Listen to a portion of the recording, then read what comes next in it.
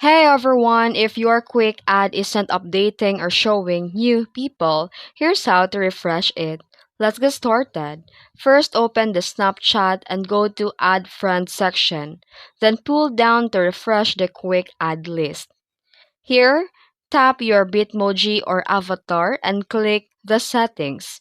Scroll down and tap Clear Cache and Clear. This helps refresh suggestions and fix outdated data.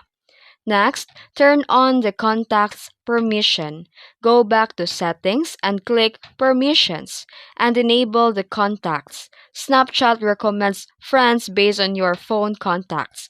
Turning this on may refresh quick ad suggestions.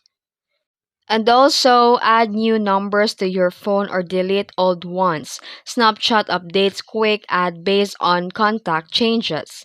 And that's it. If this video helped you, don't forget to like and subscribe for more tutorials. Thanks for watching.